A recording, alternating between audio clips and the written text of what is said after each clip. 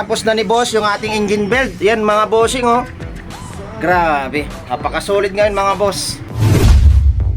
For today's videos nga mga solid kong tropa, ilalagay na nga natin yung bagong engine ni Shaman. Sheesh, apaka-solid. Siyempre, especially shout out sa ating engine builders na si GMB Works. Kasama niya din yung motovlog ng Labrador. Kaya samahan nyo kami sa pagbuo sa bagong engine build ni Shaman. Tara, let's go!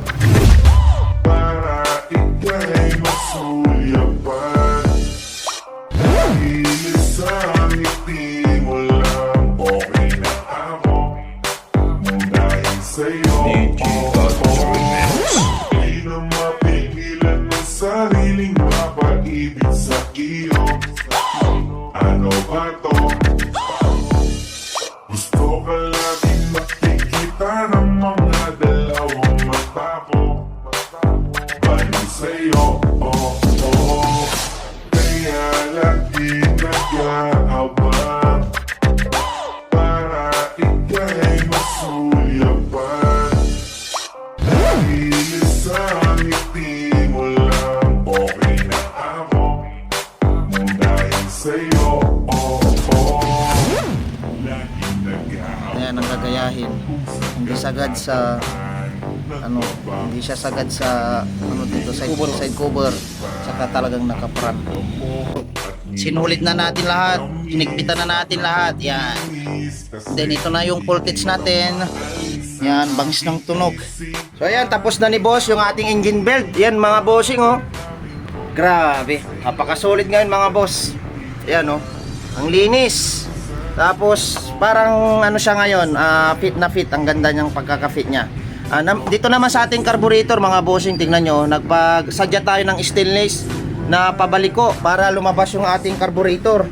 Ayan oh, mas astig siya ngayon, nakalabas yung ating carburetor. Tapos dito naman, tingnan nyo naman yung alay niya oh, napakatindig, ganda, malinis. Tapos ito yung plate natin na pinagawa natin. Ayan. And then dito naman mga sold kong tropa, may pina-machine shop tayo dito. Kasi bumabangga ito dito sa ating starter. So pinaputulan natin to para magamit pa tong kanyang starter. Yan. Hindi pa dyan tapos yan mga solid kong tropa. Abangan nyo ulit yung ilalagay naming radiator nya para dito sa kanyang bagong engine build ni Shaman. Syempre magsa-sound check tayo dahil bago yung engine. Tapos voltage pa tayo. Let's go!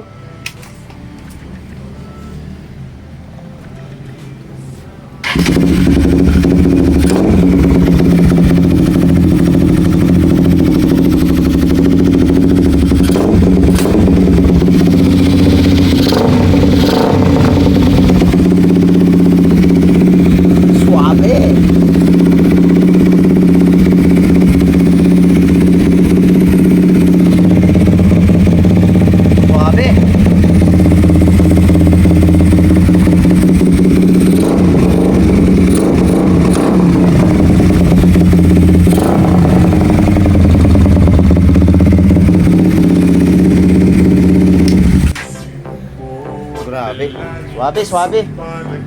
Swabe ng tunog. Ayan, so kita-kits tayo dyan sa may Sangkintin, Pangasinan. Ayan, kasama natin dyan si Master Jiro. So abangan nyo kami dyan. At syempre dahil bagong engine, hindi mawawala ang kapirasong mota. Sayangku, ini kamu cantik, cantik bagai bidadari, bidadari di hatiku.